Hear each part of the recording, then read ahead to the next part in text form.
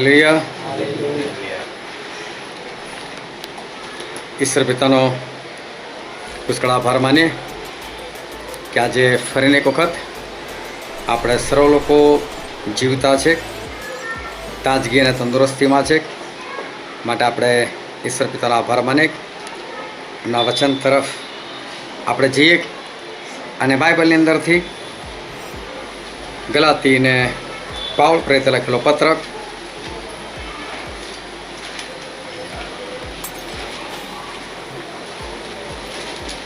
3 અધ્યાય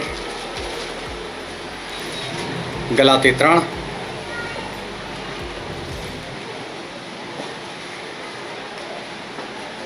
187 નંબરનું પાન, અને આપણે વાંચીશું તેની 6ઠી કલમથી લઈને તેની 14મી કલમ સુધી. ગલાતી 3 6 થી 14. એ પ્રમાણે ઇબ્રાહીમે દેવ પર વિશ્વાસ કર્યો અને એ વિશ્વાસ તેને લેખે ન્યાયપણા તરીકે ગણાયો. માટે તમારે એમ જાણવું કે જેઓ વિશ્વાસ કરનારા છે તેઓ ઇબ્રાહીમના દીકરા છે. વળી દેવ વિશ્વાસથી વિદેશીઓને ન્યાય ઠરાવશે એ અગાઉથી જાણીને પવિત્ર શાસ્ત્રે ઇબ્રાહીમને અગાઉથી સુવાર્તા પ્રગટ કરી કે તારી મારફતે સર્વ પ્રજાઓ આશીર્વાદ પામશે. એ માટે જેઓ વિશ્વાસ કરનારા છે તેઓ વિશ્વાસુ ઇબ્રાહીમની સાથે આશીર્વાદ પામે છે. કેમ કે જેટલા નિયમની કરણીઓવાળા છે તેટલા સાપ તળે છે. કેમ કે એમ લખેલું છે કે નિયમશાસ્ત્રના પુસ્તકમાં જે આજ્ઞાઓ લખેલી છે તે બધી પાડવામાં જે કોઈ ટકી રહેતો નથી તે સાપિત છે. તો નિયમથી દેવની આગળ કોઈ પણ માણસ ન્યાય થતું નથી એ ખુલ્લું છે. કેમ કે ન્યાય વિશ્વાસથી જીવશે, પણ નિયમ વિશ્વાસને આધારે નથી, પણ એવો છે કે જે કોઈ તેમાંની આજ્ઞાઓ પાડશે તે તેઓ વડે જીવશે. ખ્રિસ્તે આપણી વતી સાબિત થઈને નિયમના સાપથી આપણને છોડાવી દીધા. કેમ કે એમ લખેલું છે કે જે કોઈ જળ ઉપર ટંગાયેલો છે તે શાપિત છે. એ માટે કે ઇબ્રાહીમનો આશીર્વાદ ખ્રિસ્ત ઈસુમાં વિદેશીઓને મળે અને આપણે પવિત્ર આત્મા વિશેનું વચન વિશ્વાસથી પામીએ. ઈશ્વર પિતાનું વાંચેલું વચન આપણા માટે પુષ્કળ આશીર્વાદિત છે. અને ઈશ્વર પિતાનું વચન એ તો સત્ય છે, અને બાઇબલનું વચન કે છે કે તમે સત્ય જાણશો અને સત્ય તમને મુક્ત કરશે. આજે દરેક જણ ખૂબ જ ધ્યાનથી ઈશ્વરનું વચન સાંભળે અને સાથે સાથે એવી રીતે સાંભળે કે વચન મારા પોતાના માટે છે, કે જેથી કરીને એની અંદર રહેલો જે ભાવાર્થ, જે કંઈ ઈશ્વર આપણને કહેવા માગે છે એ ધ્યાનથી એ સમજાય. પાછલા દિવસોની અંદર આપણે બધા એકબીજાને ઓળખીએ છીએ, પણ કોઈનું નામ નથી કહેતું. પણ પાછલા દિવસોની અંદર એક બેન ખૂબ બીમાર પડ્યા, અને બીમાર પડીને એ મારા ઘરે આવ્યા. અને એ સમયે હું પંજાબ ગયો, અને જે બીમારી હતી એ બીમારી વધતી ગઈ, અને બીમારી પુષ્કળતામાં વધતી ગઈ. લગભગ બધા લોકો આવતા હતા, એમના માટે પ્રાર્થના કરતા હતા, અને લોકો મહેનત કરતા હતા. અને એ બાય ઊભા થઈ જાય એવી દરેકની ઈચ્છા પણ હતી, દરેકનો પ્રેમ પણ હતો. એમાં કોઈના વિશે કોઈ શંકા નહીં. અને એ દિવસોમાં જે કંઈ પરિસ્થિતિ હતી એ પરિસ્થિતિ જોઈને ઘણા બધા ગભરાઈ પણ ગયા કે કદાચ આ બેન જે છે એ 100% મૃત્યુ પામશે. અને એક બાજુ કોરોનાની શરૂઆત, બીજી બાજુ આ બીમારી, ચારે બાજુ એક ભયનું વાતાવરણ, લોકડાઉન, અને એવું લાગતું હતું કે ખબર નહીં શું થશે. ઘણા લોકોના મને ફોન આવતા હતા, અને એ લોકોની વાતો પરથી એક ખ્યાલ આવતો હતો કે મારી ફિકર છે, એ લોકોને મારી ચિંતા થાય છે. અને મારું પણ આવવાનું થયું. હું પણ સમયસર આવી શક્યો, અને પ્રાર્થનાઓ થઈ, અને ઈશ્વરે એક અજાયબ જેવું એ સજાપણું એ બહેનને આપ્યું. અમારા માટે આ પહેલો પ્રસંગ નહોતો કે જેમાં સંગતનું કોઈ બીમાર પડ્યું હોય અને મારા ઘરે પહેલી વખત આવ્યું હોય કે પહેલી વખત એવું બન્યું હોય કે કોઈ ગંભીર બીમારી હોય કોઈને અને પહેલી વખત મારા ઘરે આવ્યું હોય, આવો પહેલો પ્રસંગ નહોતો. આ પ્રસંગો મારા જીવનમાં ઘણી વખત આવી ગયા કે જ્યારે કોઈક ભયંકર બીમાર પડેલું હોય અને આશા દેખાતી ના હોય અને ત્યારે એક વિશ્વાસથી મારા ઘરે લાવવામાં આવે. અને ફરી એકવાર તમને ખાલી કહી દઉં કે મારા ઘરની કે મારી કોઈ વાત નથી કરતો, પરંતુ આજે ઈશ્વર એમના વચનથી આપણને કંઈક કહેવા માગે છે, કંઈક શીખવાડવા માગે છે. તો મારા માટે આ પહેલો પ્રસંગ નહોતો. એની પહેલાં પણ ઘણા બધા લોકો એ બીમાર થઈ ગયા છે, ઘણા બધા લોકો મારા ઘરે આવેલા છે, ઘણી વખત કોઈક હોસ્પિટલમાં ગયેલું છે, ઘણી વખત એમને દાખલ કરવામાં આવેલા છે. અને એવા સમયે મારા ઘરે કે હોસ્પિટલની અંદર એવા લોકો માટે પ્રાર્થના થયેલી છે.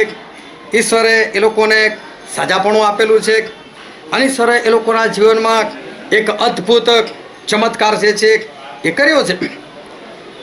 એક કપલ હતું કે એ લોકોનો છેક ડાયવોર્સ સુધી કેસ આવી ગયો અને ભયંકર એ લોકોની પરિસ્થિતિ, ભેગા થવાનો કશું પણ લાગે નહીં. અને હું સતત એ બહેનને કહું કે ના, ઈશ્વર કશું જ નહીં થવા દે, ઈશ્વર કંઈ જ નહીં થવા દે.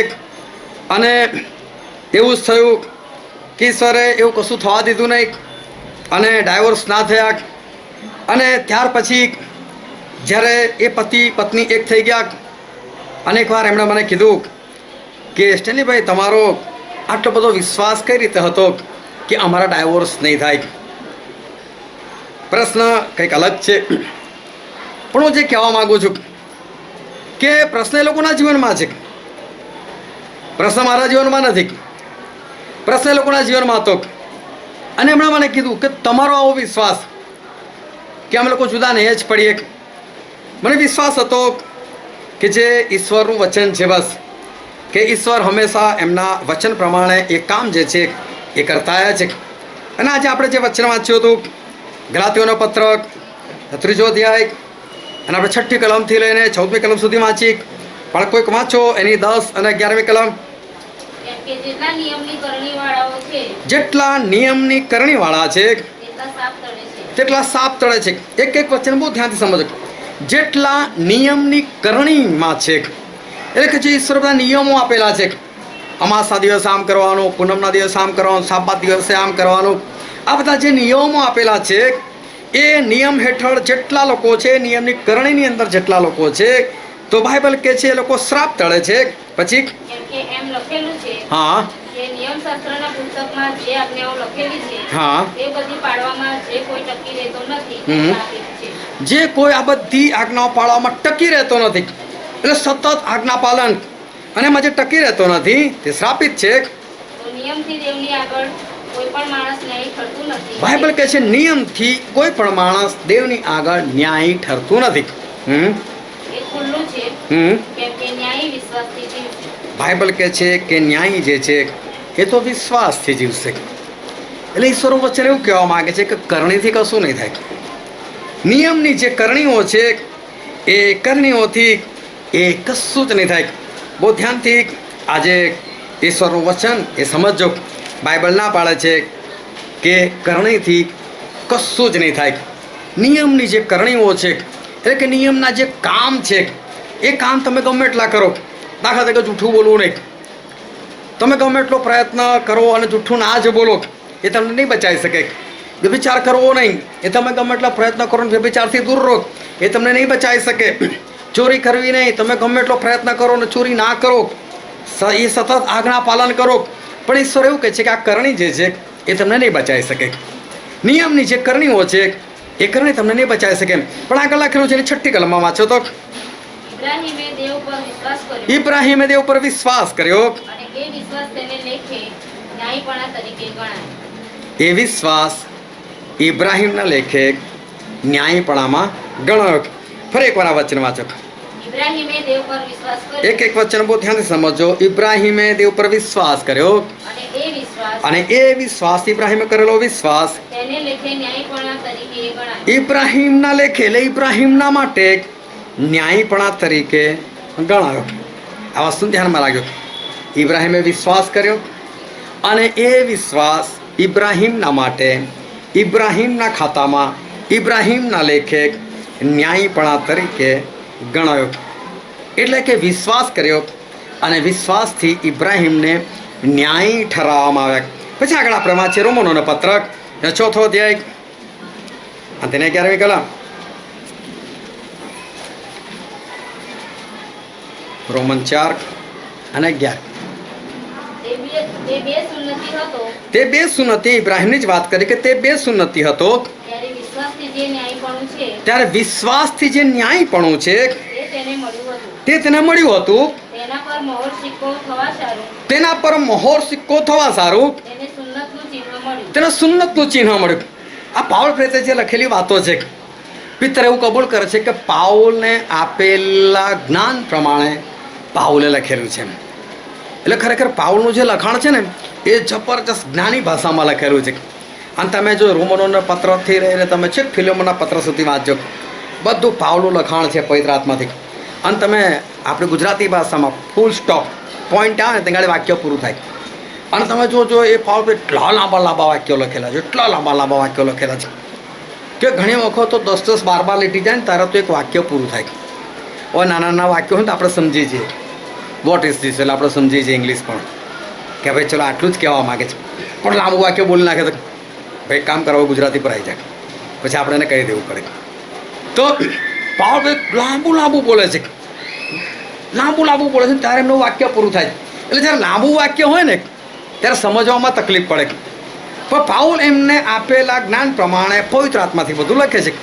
હવે ઈશ્વરનું વચન અહીંયા એવું કહે છે, રોમનોનો પત્ર 4થો અધ્યાય અને 11મી કલમ વાંચી તો કહે છે કે ઇબ્રાહિમે જે વિશ્વાસ કર્યો એ વિશ્વાસ ન્યાયીપણાને લેખે ગણવામાં આવ્યો અને એ વિશ્વાસ પર એ ન્યાયીપણા પર મહોર સિક્કો મારવા માટે.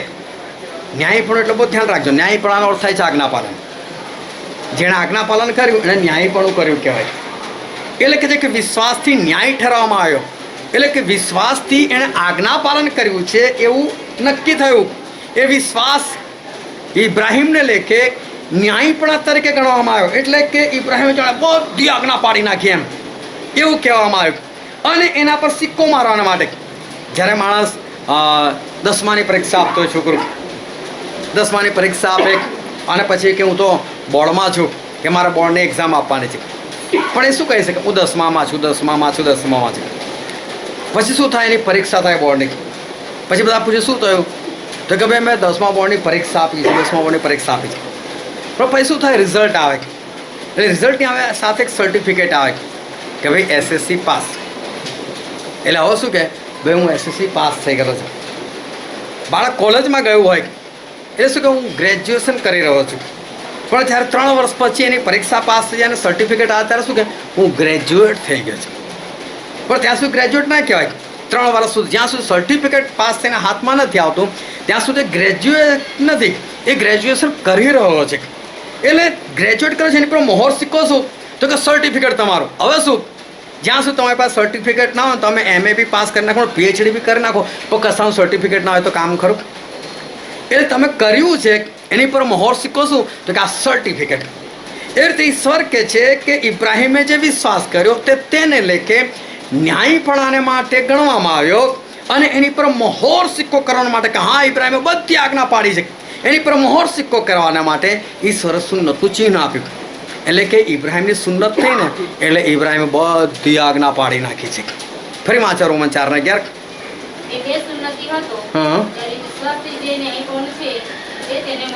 હા, એટલે જ્યારે બે સુન્નતિ હતા એમણે જ્યારે પોતાની સુન્નત નથી થઈ ત્યારે જ બધી આજ્ઞાઓ પાડી નાખેલી.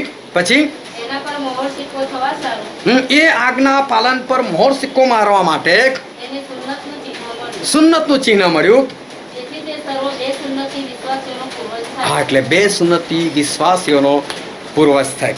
હવે શું થયું કે ઇબ્રાહિમને એક સિક્કો મારી આપવામાં આવ્યો. સુન્નત થઈ ને એટલે તું ન્યાયી એમ. હવે આ તો ઇબ્રાહિમને કહેવામાં આવ્યું. પછી ઇબ્રાહિમને શું કહેવામાં, તારા છોકરાઓ વંશ પરંપરા તમારે સુન્નત કરાવતું રહ્યું. હવે પેલું છોકરો 8 દિવસો સુન્નત થઈ જાય તો શું એને આજ્ઞા પાડી દીધી, શું એને વિશ્વાસ કરી લીધો? પણ હવે એને તો પહેલેથી એને તો સીધો મોર સિક્કો જ વાગી ગયો એણે ખરેખર કોઈ આજ્ઞા નથી પાડી, એણે કોઈ વિશ્વાસ નથી કર્યો, પણ એની પર તો પહેલેથી મોર સિક્કો વાગી ગયો. આ સુન્નત થઈ ગઈ ને એટલે આ કોણ છે તો કે જેણે આજ્ઞા પાડી છે. પણ ખરેખર શું એણે આજ્ઞા પાડેલી છે? ખરેખર આજ્ઞા નથી પાડી. ઇબ્રાહિમના માટે જ લખેલું છે કે ઇબ્રાહિમને મોહર સિક્કો મળ્યો, બાકીના બધાને તો છે ને નકલી સર્ટિફિકેટ મળ્યા, કાયદેસર અસલી પણ પૈસા લઈને આપેલા સર્ટિફિકેટ કે ભાઈ હવે તમે પાક્કા પાયા તમે આ કોર્સ કરેલો છે, બસ એમ. કોઈની પાસે સબૂત નથી કે તમે ખરેખર નથી કર્યો, પણ આ એક સબૂત આવી ગયું તમારી પાસે કે હવે તમે ખરેખર ન્યાયપણું જે છે એ તમે કરી ચૂકેલા છો. તો ઇબ્રાહિમ જ્યારે બે સુન્નત હતા ત્યારે એવું કહેવામાં આવ્યું કે એ વિશ્વાસ એમને ન્યાયપણાને અર્થે ગણવામાં આવ્યો. એટલે આજ્ઞા કોઈ નથી પાડી, પણ વિશ્વાસ કર્યો ને તો કે વિશ્વાસથી એમને એવું કહેવામાં આવ્યું કે એમને બધી આજ્ઞાઓ પાડી દીધી. બસ સમજ પડે છે કે ઉપરથી જાય છે? સમજ પડે છે ને? હા, બહુ ધ્યાનથી સમજો. તો ઇબ્રાહિમે ખરેખર એવું કહેવા માગે છે કે કરણીઓથી નહીં, એટલે કે સુન્નત કરાવી એટલે ન્યાય નહીં, એ કરણી હતી, એ નિયમ પાડ્યો, પણ એનાથી ન્યાય નથી ઠરવામાં. પણ એ સુન્નત કરાવી એની પહેલાં જે વિશ્વાસ કર્યો એ વિશ્વાસને કારણે એમને ન્યાય એટલે કે આજ્ઞા પાલન કર્યું છે એવું એમના માટે કહેવામાં આવ્યું. એટલે ઈશ્વર એવું કહેવા માગે છે, આ જેટલી કલમો આપણે જોઈએ એ કલમો દ્વારા ઈશ્વર એવું કહેવા માગે છે કે કરણી કશું જ નથી, કરણીથી તમે ન્યાય ઠરી શકતા નથી, તમારી કરણીઓ એ તમને એ બચાવી શકતી નથી. અને પછી આગળ આપણે વાંચીએ યાકૂબનો પત્ર, તેનો 2 અધ્યાય, તેની 21, 22 અને 23મી કલમ.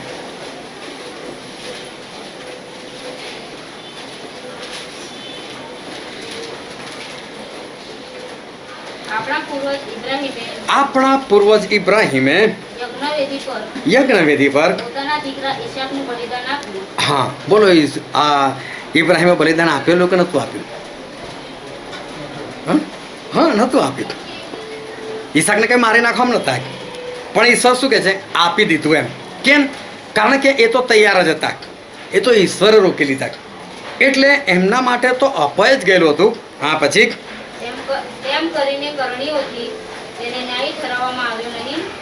કરણીઓથી તેમને ન્યાય ઠરવામાં આવ્યા નહીં. ઓ જો ત્યાં શું વાંચ્યું? ઇબ્રાહિમને કરણીથી ન્યાય ઠરવામાં નથી આવ્યા, એમને તો વિશ્વાસથી ન્યાય ઠરવામાં આવેલા છે. હવે ગાડી યાકૂબ એવું કહે છે કે ના, કરણીથી ન્યાય ઠરવામાં આવ્યા. પછી હા, ઇબ્રાહિમને તો કરણીઓ સાથે વિશ્વાસ હતો, એટલે ખાલી વિશ્વાસ શબ્દ નહોતો, પણ વિશ્વાસ સાથે કરણી પણ હતી. અને કરણીથી વિશ્વાસને સંપૂર્ણ કરવામાં આવે. એનો મતલબ કરણી વગરનો વિશ્વાસ કેવો છે? અધૂરો છે. કરણી વગરનો વિશ્વાસ એ તો નિર્જીવ છે. પછી એટલે હવે આ લેખ ખરો ઠર્યો કે જેમાં એવું કીધેલું છે ઇબ્રાહિમે દેવ પર વિશ્વાસ કર્યો અને તે તેને સારું ન્યાયપણા લેખે ગણવામાં આવે. જો ત્યાં શું કરણી વગર કે છે, અહીં શું કે વિશ્વાસની સાથે વિશ્વાસના કામ હતા, એટલે કે છે આ લેખ ખરો ઠર્યો. કયો? તો જે આપણે રોમનોના પત્રમાં વાંચ્યું, જે આપણે ગલાતીના પત્રમાં વાંચ્યું કે ઇબ્રાહિમને વિશ્વાસથી ન્યાય ગણવામાં આવ્યા. પણ એ લેખ ક્યારે ખરો ઠર્યો? કે જ્યારે એમણે ઈસાકનું બલિદાન આપ્યું ને ત્યારે, એટલે કે છે કરણીથી. પછી હવે એમને દેવના મિત્ર કહેવામાં આવ્યા. ત્યાં સુધી દેવના મિત્ર નહોતા કહેવામાં આવ્યા જ્યાં સુધી એમણે ઈસાકનું બલિદાન નહોતું આપ્યું, એટલે કામ નહોતું કર્યું, વિશ્વાસની કરણી નથી કરી, ત્યાં સુધી ઇબ્રાહિમને એ ન્યાયપણા લેખે એ વિશ્વાસ જે છે એ ખરેખર ગણવામાં નહોતો આવ્યો.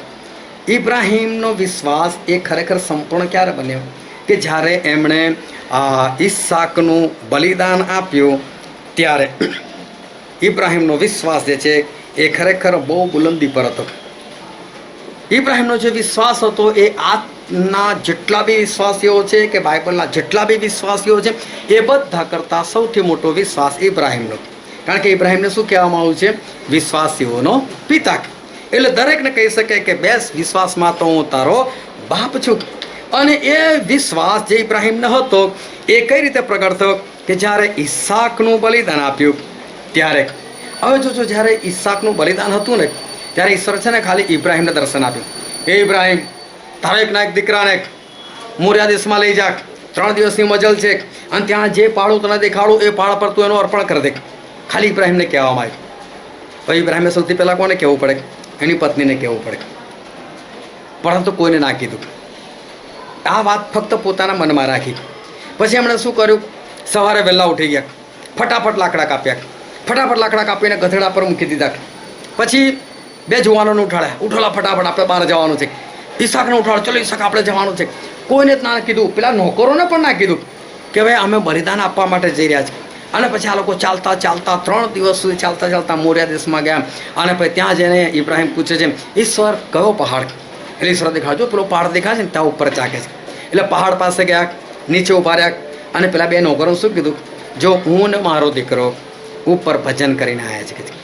એનો મતલબ નોકરોને નથી કીધું, નોકર નથી કીધું કે અમે બલિદાન આપવા માટે જઈ રહ્યા છીએ. રસ્તામાં પહાડ ચડતા ઈસાક પૂછે છે કે પપ્પા, ઇબ્રાહિમ કે બોલ બેટા. તો કે છે આપણી પાસે લાકડા છે, આગ છે, બધું જ છે. પણ કે છે ઘેટો ક્યાં છે? કે છે તો કે પ્રભુને જરૂર છે ને, પ્રભુ મેળવી આપશે. એનો મતલબ ઈસાકને પણ નથી કીધું. બહુ ધ્યાનથી સમજો.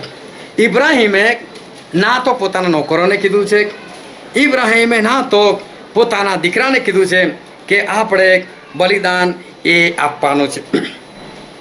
એની વાતોથી ખબર પડે છે કે ના તો છોકરાને ખબર છે, ના તો એના નોકરોને ખબર છે. તો આ આખું કૃત્ય જે થયું એ કોના વિશ્વાસના આધારે થયું? ફક્ત એક જ જણનો વિશ્વાસ, અને એ છે ઇબ્રાહિમનો વિશ્વાસ. આ આખું કૃત્ય ફક્ત ઇબ્રાહિમના વિશ્વાસથી થયું. અને એટલે હિબ્રુના પત્રમાં લખેલું છે, હિબ્રુનો પત્ર તેનો 11મો અધ્યાય અને તેની 17, 18 અને 19મી કલમ. વિશ્વાસથી ઇબ્રાહિમે જ્યારે તેની કસોટી થઈ હા. ત્યારે ઈસાકનું બલિદાન આપ્યું. હા. એટલે જેને વચનો આપવામાં આવ્યા હતા હમ. અને જેને કહેવામાં આવ્યું હતું હમ. કે ઈસાકથી તારો વંશ ગણાશે, તેણે પોતાના એકના એક પુત્રનું બલિદાન આપ્યું. હમ. કેમ કે મોએલાઓને પણ ઉઠાડવાને દેવ સમર્થ છે એમ તે માનતો હતો. અને પુનરુત્થાનના દ્રષ્ટાંત પ્રમાણે તે તેને પાછો મળ્યો પણ ખરો. આ વાક્ય રત્ન એક સાંભળજો, ફરી વાંચો 17થી. વિશ્વાસથી ઇબ્રાહિમે હા. જ્યારે તેની કસોટી થઈ ત્યારે ઈસાકનું બલિદાન આપ્યું. શું લખ્યું? ઇબ્રાહિમે બલિદાન આપ્યું. પછી એટલે જેને વચનો એટલે જેને વચનો આપવામાં આવે, એક વચન, જેને વચન, ઇબ્રાહિમ ઈસાક યાકૂબની વાત નથી, ઇબ્રાહિમને ઈસાકની પણ વાત નહીં, ફક્ત ઇબ્રાહિમ જેને વચન આપવામાં આવ્યા હતા. પછી જેને કહેવામાં આવ્યું હતું જેને કહેવામાં આવ્યું હતું કે ઈસાકથી તારો વંશ કે ગણાશે, ઈસાકથી તારો વંશ, ખાલી ઇબ્રાહિમ એકલા છે. પછી તેણે પોતાના એકના એક પુત્રનું બલિદાન આપ્યું. તેણે પોતાના એકના એક દીકરાનું બલિદાન આપ્યું. ફક્ત વિશ્વાસ ઇબ્રાહિમનો જ છે. પછી કેમ કે મોએલાઓને પણ ઉઠાડવાને દેવ સમર્થ છે મોએલાઓને પણ ઉઠાડવાના દેવ સમર્થ છે એમ તે માનતો હતો. એમ તે માનતો હતો. તેઓ માનતા હતા એમ નહીં. એટલે કે આખો વિશ્વાસ કોણે કરેલો છે? ફક્ત ઇબ્રાહિમે. ના એના નોકરે કરેલો છે, ના અહીંયા ઈશ્વર ઈસાકની કોઈ વાત કરે છે, પરંતુ ઈશ્વર વાત કરે છે ફક્ત અને ફક્ત ઇબ્રાહિમની. ગલાતીના પત્રમાં આપણે વાંચ્યું 3જા અધ્યાયની અંદર, રોમનોના પત્રના 4થા અધ્યાયની અંદર આપણે વાંચ્યું, ઈશ્વર કહે છે કરણીથી કોઈ પણ માણસ ન્યાય ઠરતો નથી. ઇબ્રાહિમને કરણીથી નહીં, પરંતુ ઇબ્રાહિમને વિશ્વાસથી ન્યાય ઠરાવવામાં આવે. પરંતુ યાકૂબ એ જ વાત લખે છે, તો કહે છે કે ઇબ્રાહિમે વિશ્વાસની કરણી કરીને એટલે એ ન્યાય પણ મળ્યું, એટલે આ લેખ ખરો ઠર્યો અને એમને દેવનો મિત્ર કહેવામાં આવ્યો.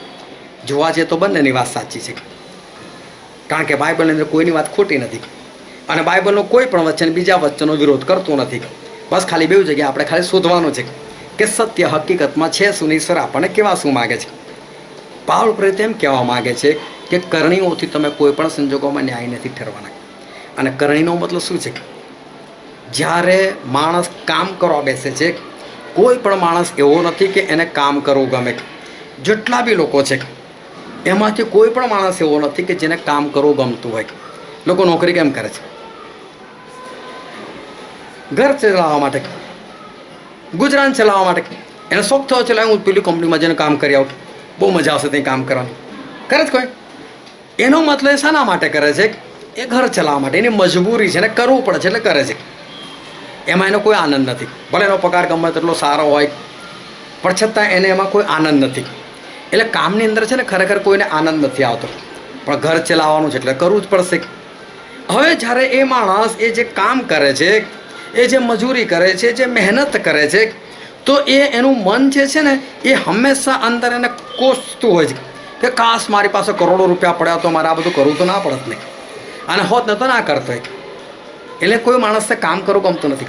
અને જ્યારે કામ કરવું ના ગમતું ને તમે એને કામ સોંપો ને એટલે કામ એને બહુ ભારે લાગે. કેમ માણસો રજા પાડે છે? કેમ રજા લેવાની જરૂર પડે છે? બાકી આનંદથી કામ કરતો હોય ને તો લગ્ન હોય તો લગ્નના દિવસે કામ, હું તો આજે ભરેલ મારું લગ્ન છું, તો કામ કરવા આવીશ, મને તો બહુ ગમે છે કામ, ના કેમ? પણ છોડે છે કેમ? ખરેખર એને કામ કરવું નથી ગમતું. એટલે જ્યારે કોઈને કામ સોંપે ને તો ભલે ને તમે તમારા બાળકને કહો ચાલ પાણી લઈ મારા માટે, જો નથી કરવું એટલે એના પગ એવા ભારે ચાલશે, એને પાણી સુધી જતા તકલીફ પડી જાય. પણ જ્યારે આનંદ હોય ત્યારે વસ્તુ અલગ હોય. એટલે કામની અંદર કદી આનંદ આવતો નથી. પણ ઇબ્રાહીમને ઈશ્વરે દર્શન આપ્યું, અને દર્શન આપીને ઇબ્રાહીમને જ્યારે દર્શન આપ્યું ને ત્યારે ઇબ્રાહીમ 75 વર્ષના, અને ઇબ્રાહીમ પાસે બધું જ છે, ધન છે, દોલત છે, માલ મિલકત છે, પૈસા છે, ઘર છે, બધું જ છે. જો આજના જમાનામાં ઇબ્રાહીમ હોત ને તો બંગલા ગાડીવાળા હોત એમ કહી શકાય, જેની પાસે બધી ફેસિલિટી. અને ઈશ્વર આવીને શું કહે છે? એમને બાળક નહોતું.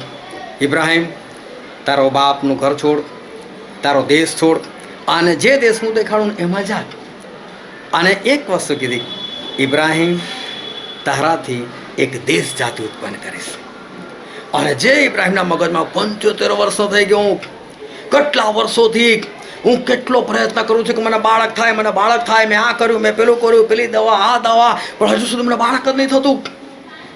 75 વર્ષની ઉંમરમાં તો કંટાળી ગયેલો હોય માણસ.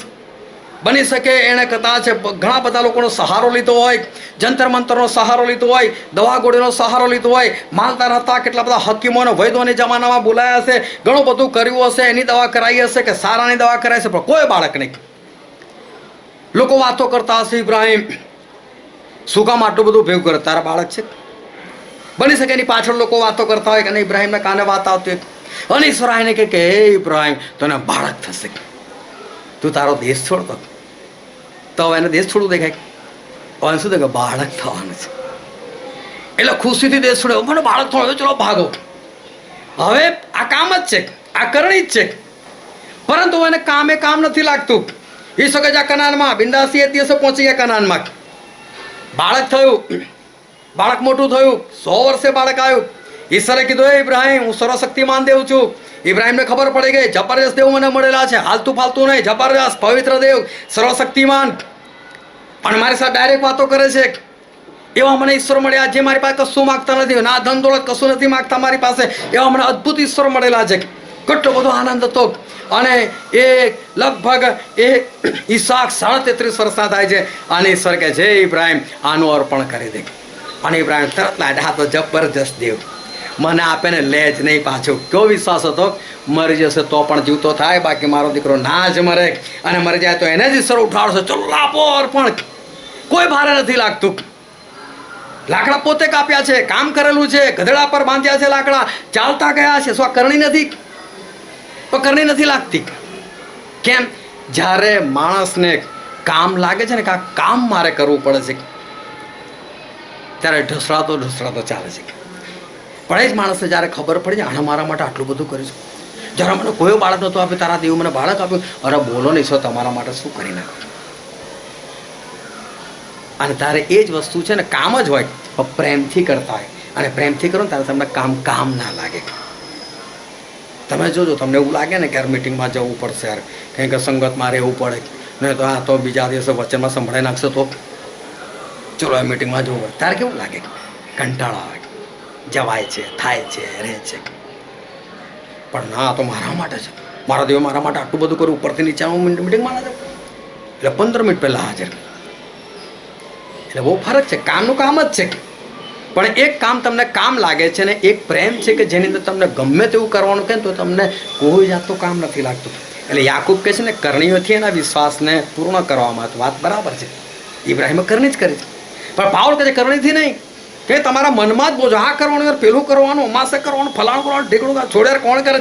ના નહીં કરો તો નરકમાં જઈશું, કરવું પડશે. એટલે પેલો બિચારો છે ને કંટાળીને કરે છે. ચર્ચમાં બેસવું જ પડે છે, બેહવા દે છે ને, એનું ધ્યાન તો કયું ભટકતું હોય. જવા દે ઈશ્વર વ્યભિચાર કરવા જ ના પાડે છે, એટલે ખાલી ખોટી નજર નાખીને હટી જાય, આગળ ના વધે. જવા ચોરી કરવી નહીં, એટલે આમ હાથ તો લગાવી દે, થોડી યાર ખોટું નહેરમાં નથી કરું. ભારે પડી જાય એને કામ, એને ભારે લાગે. નહીં કદાચ ઈશ્વરમાં ચાલુ બહુ ભારે છે, એ ચાલુ જ નહીં એટલે ભારે જ લાગે. પણ જેને ચાલવું છે, જેને પ્રેમ, મારા ઈશ્વર આટલું બધું કર્યું, ઉપરથી નીચે આવી ગયા, હું ના કરી શકું, તેના માટે આસાન છે બાઇબલ. એટલે તો યુહાન એવું લખે છે કે એમની આજ્ઞાઓ ભારે નથી. ઈશ્વરની આજ્ઞાઓ કોઈ ભારે નથી, પણ જ્યારે નથી ચાલુ ત્યારે એ આજ્ઞાઓ બહુ ભારે લાગે છે. એટલે કરણી અને નહીં કરણીમાં ફરક છે. કરણી એના માટે છે કે જેને કરવું નથી તો એને કરણી લાગે, આ કરવાનું પેલું કરવાનું. પણ જેને ઈશ્વર પર પ્રેમ છે, જેને ઈશ્વરના પ્રેમનો અનુભવ છે, એ જ કામ બહુ આસાનીથી અને પ્રેમથી કરી શકે છે. હાલેલુયા. બહુ ધ્યાનથી સમજો તો ઈશ્વર આને કહે છે કે કરણીથી તમે ન્યાય નહીં ઠરો. એટલે કે તમે આ બધા બાઇબલમાં લખેલી આજ્ઞાઓ જબરજસ્તી તમે આમ જોર લગાવીને પાડશો ને કે છે આ કરવું પડશે, આ કરવાનું છે મારે, તો કે એનાથી તમે ન્યાય નહીં ઠરો. કે તમારી આંખો તો દુષ્ટ જ છે, તમારી આંખોથી તમે ખોટું જ જુઓ છો, એ તમે કશું કરતા નથી. તમારા મનમાં તો ખોટા વિચાર તમે પ્રગટ નથી કરતા, ગાળો બોલતા હોય, બાકી અંદર તો આવી જ જાય છે ગાળો. છકડા સુધી ખાલી બહાર જ નીકળવાની વાર હોય છે, એટલે તમે મોડું બંધ કરવું છે બસ. હા, ના પાડે છે ને ગાળો, તો હમણાં તો દેખાડી દેતે, પણ બીજું હું તો સર બોલાય યાર, મારા ઈશ્વર આટલા પવિત્રનો હું નારું. એટલે કામ જ કરવાનું છે. પણ એકને કરણી લાગે છે અને એકને એ જ વસ્તુની અંદર એ પ્રેમ દેખાય છે. અને જ્યારે ઇબ્રાહિમ એ જ બાબત, એ જ કરણી, વિચાર કરો કે એક બાળકને પોતાના સગા બાળકને એ બલિદાન આપવું, શું આ કામ નથી, શું આ કરણી નથી, પણ કેટલા પ્રેમથી કર્યું તો કરણી ના લાગી. અને ઈશ્વરને ઇબ્રાહિમને શું કહેવામાં આવ્યું, આ તો ઈશ્વરનો આ તો મિત્ર છે. અને જે ઈશ્વરનો મિત્ર હોય એ ક્યાં રહેવા જાય, ઈશ્વરને ક્યાં રાખે, પોતાની પાસે જ રાખે ને.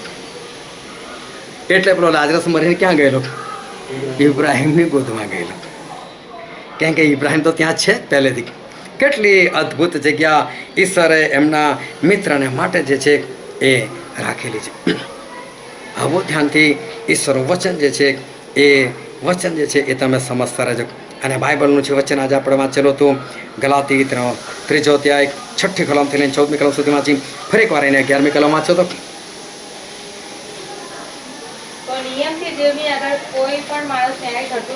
હા, નિયમ પાડીને, એટલે કે જેને આ નિયમ લાગે છે એ એવી રીતે જીવીને તો કદી પણ ન્યાય નહીં ઠરે. હા, કેમ કે ન્યાય એ તો વિશ્વાસથી જીવશે. એટલે જે આજ્ઞા પાલન કરનારો છે એ આજ્ઞા પાલનથી નહીં જીવે, એ વિશ્વાસથી જીવશે. એને વિશ્વાસ છે આ મારા દેવ છે, એને વિશ્વાસ છે મારા દેવ મારા માટે જીવ આપ્યો છે, એને વિશ્વાસ છે કે મારા દેવ મને બહુ પ્રેમ કરે છે, એને વિશ્વાસ છે કે મારા દેવ એ દેવ હોવા છતાં મનુષ્ય બન્યા અને મારા માટે આવ્યા. એને વિશ્વાસ છે એટલે એને પ્રેમ આવે છે. એને પ્રેમ આવે છે તો એ જ કરને બહુ આસાનીથી કરી શકે. અને એને વિશ્વાસને કારણે એને ન્યાય ઠરાવવામાં આવે છે. પેલો ન્યાય ઠરવાને માટે બધી આજ્ઞાઓ પાડે છે, પણ એનું હૃદય દુષ્ટ હશે ને તો દુષ્ટ જ રહેશે. એના મોઢામાં ગાળો આવી જશે, ભલે બહાર નહીં નીકળે, એની અંદર ખોટા વિચારો જે છે એ તો આવી જ જશે ને એ માણસ કદી પણ ન્યાય નહીં ઠરે. એ બાહ્ય રીતે તમને સારો દેખાશે પણ ખરેખર એ અંદરથી એક એ દુષ્ટ હશે. અને એટલે બહુ ધ્યાનથી ઈશ્વર વચન જે છે એ સમજજો કે મેં શરૂઆતમાં જે વાત કરી, જે બહેનની વાત કરી, અને જેટલા એવી રીતે એ સાજા થયેલા છે કે જેટલાના જીવનની અંદર એવા કામ થયેલા છે અને એ લોકોના માટે જે પ્રાર્થનાઓ થયેલી છે એને એ લોકોને પ્રાર્થનાનો જે જવાબ મળેલો છે, તો બહુ ધ્યાનથી સમજો કે આ બીજાનો જે વિશ્વાસ છે એ બીજાના વિશ્વાસ પર તમે સાજા થઈ શકો ખરા. એ બીજાના વિશ્વાસ પર બની શકે તમને નોકરી મળી જાય ખરી, એ બીજાના વિશ્વાસ પર તમને છોકરી કે છોકરો મળી જાય એ વાત બની શકે, એ બીજાના વિશ્વાસ પર તમને બાળક મળી જાય એ બની શકે, એ બીજાના વિશ્વાસથી તમને જીવન મળી જાય એ પણ એ બની શકે. પરંતુ અનંત જીવન, સ્વર્ગીય જીવન, એના માટે કોઈનો વિશ્વાસ તને બચાવી ના શકે. બાઇબલ કહે છે ન્યાય વિશ્વાસથી જીવશે. એ ન્યાય જે વિશ્વાસથી જીવશે. આ પૃથ્વી પરના જીવનની વાત નથી. ગમે એટલો ન્યાય હશે પણ એને મરવાનો તો છે જ, પણ ન્યાય વિશ્વાસથી જીવશે એટલે કે સ્વર્ગમાં જશે. પણ બીજા કોઈના વિશ્વાસથી કદી પણ કોઈ પણ માણસ જે છે એ સાજો થઈ શકે ખરો, એના જીવનમાં બીજા ચમત્કારો થઈ શકે ખરા, પરંતુ એ માણસ કદી પણ બીજાના વિશ્વાસથી એ કદી પણ સ્વર્ગમાં નહીં જઈ શકે. આવો ધ્યાનથી એક એક વચન જે છે એ સમજતા રહેજો કે જો નાની નાની વાતોની અંદર એ માણસ બીજાના વિશ્વાસનો આધાર રાખતો હોય, નાની નાની વાતોની અંદર એ બીજાના વિશ્વાસની ઉપર એ ચાલતો હોય, નાની નાની વાતોમાં એ બીજાના વિશ્વાસ જે છે એ લેતો હોય અને બીજાના વિશ્વાસની અંદર એ આ પૃથ્વી પરનું જીવન જે છે એ જીવતો હોય. કેટલા લોકો પ્રેરિત છે આના માટે પ્રાર્થના કરજો ને, આના માટે પ્રાર્થના કરી. પણ એને નથી કરી પ્રાર્થના, કાં તો એને કરી છે તો એને વિશ્વાસ નથી. અને એવું કહેવા માંગે ભાઈ તમે કરો છો ને પ્રાર્થના, તમારી પ્રાર્થના જે છે એ સંભળાઈ જશે. જો નાની નાની વાતોમાં માણસો બીજાના વિશ્વાસનો સહારો લે, પોતાની બીમારીમાં કદાચ એ બીજા કોઈનો સહારો લે, કદાચ પોતાના કોઈ બીજા કામ માટે એ બીજાનો સહારો લે, તો એ વ્યક્તિ પોતે ક્યારે વિશ્વાસ કરશે? એ માણસ પોતે ક્યારે વિશ્વાસની અંદર એ દ્રઢ થશે, અને એ માણસ પોતે ક્યારે વિશ્વાસની અંદર એ મજબૂત થશે. અને બાઇબલનું વચન કે છે હબાકૂકનું પુસ્તક તેનો 2 અધ્યાય તેની 4 કલમ.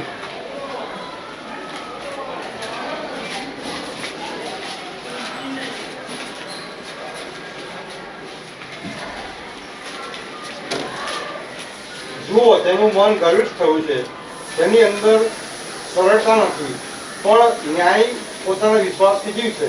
શું લખ્યું છે કે ન્યાય પોતાના વિશ્વાસથી જીવશે. બીજી જગ્યાએ આપણે વાંચીએ ત્યાં શું કે ન્યાય વિશ્વાસથી જીવશે, ન્યાય વિશ્વાસથી જીવશે. પણ હબાકૂક બહુ સ્પષ્ટ કરે છે ન્યાય પોતાના વિશ્વાસથી જીવશે. હાલેલુયા. સુઈ ગયા શું બધા? હાલેલુયા. શું લખેલું છે બાઇબલનું વચન? ન્યાયી પોતાના વિશ્વાસથી જીવશે.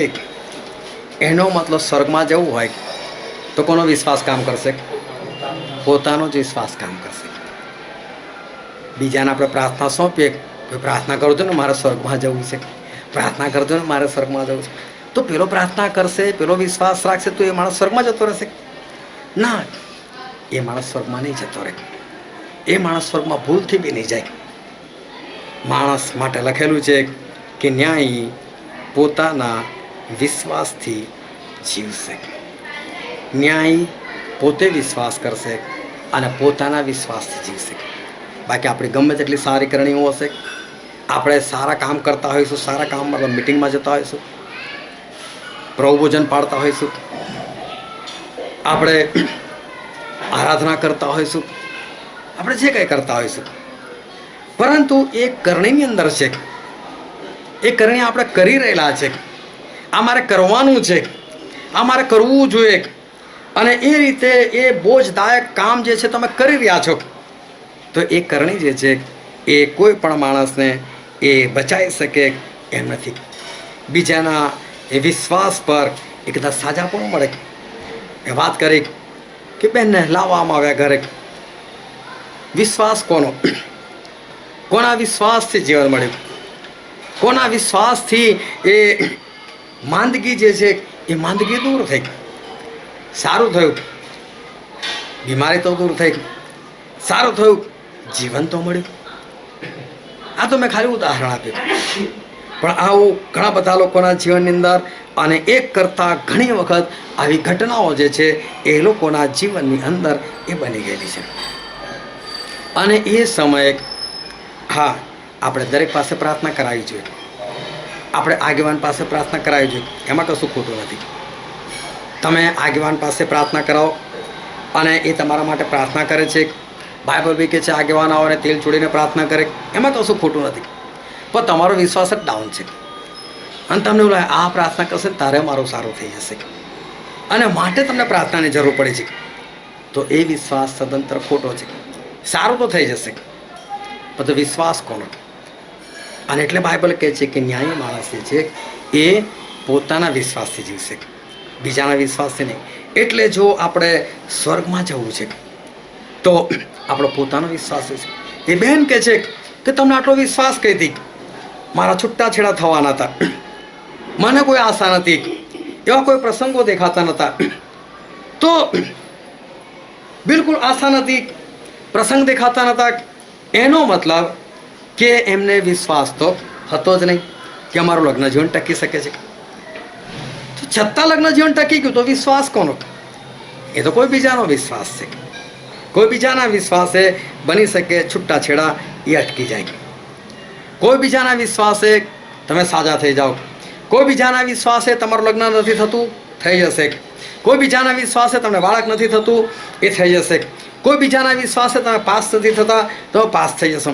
કોઈ બીજાના વિશ્વાસે તમને નોકરીની જરૂર છે એ તમને મળી જશે. કોઈ બીજાના વિશ્વાસે તમારે કદાચ બહાર જવું છે એ કદાચ થઈ જશે. આ બધા કામ થઈ જશે બીજાના વિશ્વાસથી. પણ એક પ્રભુ એક જ વચન આપે છે કે ન્યાયી વિશ્વાસથી જીવશે. ફરીને કરવા છે ગલાતીનો પત્ર તેનો 3 અધ્યાય તેની 11મી કલમ. તો નિયમથી દેવની આગળ કોઈ માણસ ન્યાય થતું નથી. એ ખુલ્લું છે કેમ કે ન્યાય વિશ્વાસથી જીવશે. ન્યાયી વિશ્વાસથી જીવશે. ઈશ્વર ના પાડે છે કે કરણીથી કોઈ પણ માણસ ન્યાય ઠરો નથી, પણ કરણી ખરેખર કરવાની જ છે. પણ કરણી આપણને કરણી ના લાગવી જોઈએ. ન્યાય વિશ્વાસથી જીવશે. એટલે તમે વિશ્વાસથી જે કામ કરો છો અને તમે કરણી સમજીને જે કામ કરો છો, આ બેની અંદર બહુ ફરક છે. અમારા બાપ છે, મને જન્મ આપેલો છે, મને કપડાં આપેલા છે, મને નાનપણથી મોટો કરેલો છે, મારે પાણી આપવું જોઈએ અને પ્રેમથી પાણી આપે છે, ત્યારે કામ નથી.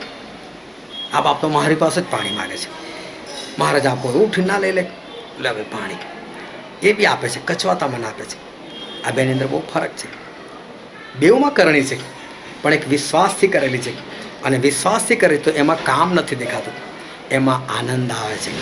એ કામ કરવાની અંદર સુખ અનુભવાય છે.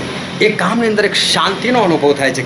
અને માટે ઈશ્વર કે છે કે વિશ્વાસ અને ન્યાય એ વિશ્વાસથી જીવશે. અને ફરીને એકવાર વાંચી લે હબાકુક તેનો 2 અધ્યાય તેની 4મી કલમ. જો તેનું મન ગર્વિષ્ઠ થયું છે, તેની અંદર સરળતા નથી, પણ ન્યાયી પોતાના વિશ્વાસથી જીવશે. બાઇબલ કહે છે કે ન્યાય પોતાના વિશ્વાસથી જીવશે. ન્યાય પોતાના વિશ્વાસથી જીવશે. એટલે કે સ્વર્ગમાં જવું હશે ને જીવતું રહેવું હશે, તેને કોનો વિશ્વાસ જોશે? એને એનો પોતાનો વિશ્વાસ જોશે. એને પોતાનો વિશ્વાસ જોશે.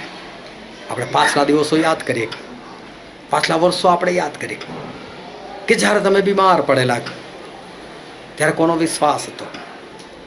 જ્યારે તમારા જીવનમાં એવી તકલીફો આવી, જ્યારે તમારા જીવનમાં સમસ્યા આવી, ત્યારે તમારો વિશ્વાસ હતો કે તમે કોઈક બીજાના વિશ્વાસનો સહારો લીધો? તમે શું કર્યું? આ તો કેટલી નાની વાતો છે. આ તો બહુ નાની વસ્તુઓ છે. જો એ નાની વસ્તુઓની અંદર આપણે વિશ્વાસ ના કરી શકતા હોય, જે આપણને સતંતર આપણી સામે દેખાતું હોય છે, કારણ કે બાઇબલનું વચન એ કેવું છે? સત્ય છે. અને આપણે શું કહીએ છીએ કે તમે સત્યને જાણશો અને સત્ય તમને મુક્ત કરશે. એટલે બાઇબલમાં જે લખેલું છે ને એ પ્રમાણે થાય જ થાય, એ પ્રમાણે થઈને જ રહે. હમણાં જ અંકલેશ્વરમાં એક ભાઈને ગરદનની ઉપર મોટો ફોડકો થઈ ગયો. એટલો ભયંકર ફોડકો કે અમે ડોકી જ ના હલાવાય, ડોકી હલાવી જ ના શકે. રોજ ફોન કરે, પ્રાર્થના કરજો, રોજ ફોન કરે, પ્રાર્થના કરજો. પ્રાર્થના ચાલુ રહી. ત્યાં એક બેન નર્સ, એટલે એમણે કીધું કે લાવો હું ફોડકો સાફ કરી દઉં. એટલે કે વાંધો નહીં, કરી નાખો સાફ. એટલે ડેટોલ ના, ડેટોલ નહીં લગાવવાનું, દવા કોઈ નહીં. મને મારા ઈશ્વર સાજા આપણો દવા મને ના જોઈએ, તમે સાફ કરવું એમને એમ કરો કે છે.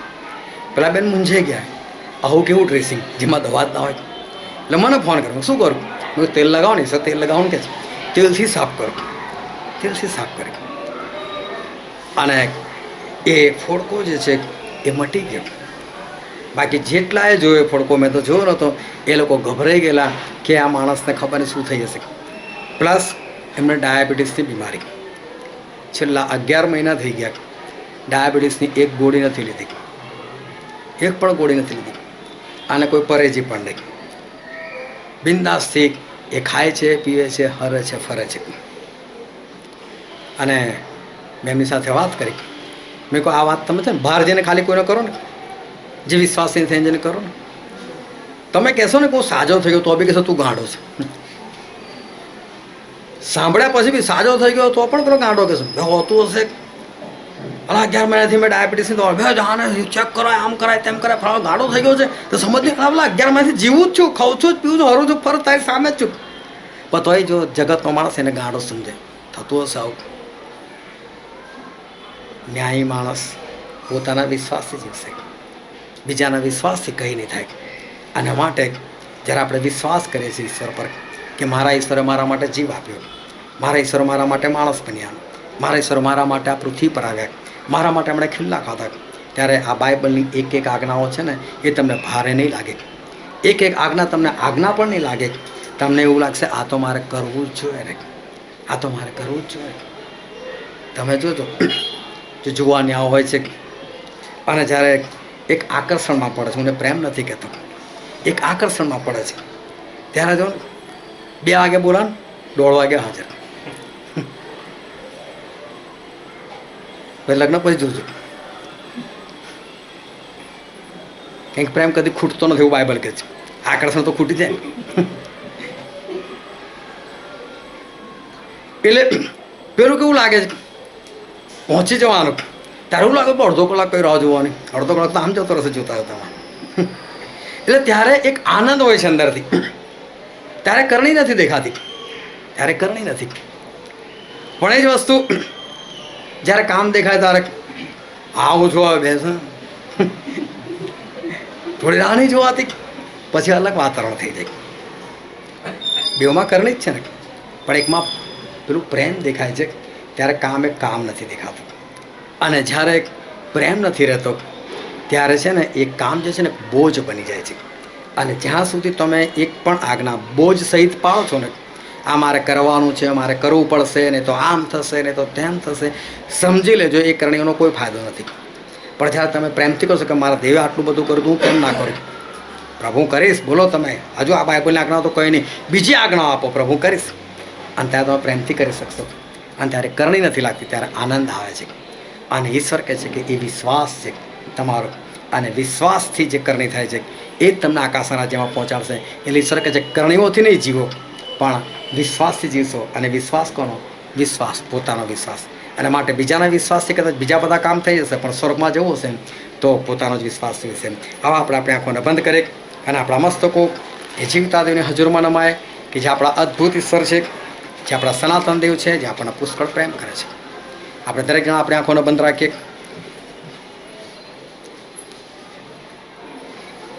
જ્યાં સુધી પ્રભુ ભોજન ના પતી જાય, છેલ્લો આશીર્વાદ ના થઈ જાય, ત્યાં સુધી કોઈ પણ પોતાની આંખ ખોલે નહીં, આમ તેમ જોવે નહીં, કોઈ કોઈને ઈશારા કરે નહીં. વાલાઓ, એ પાછલા દિવસો આપણે વિચાર કરીએ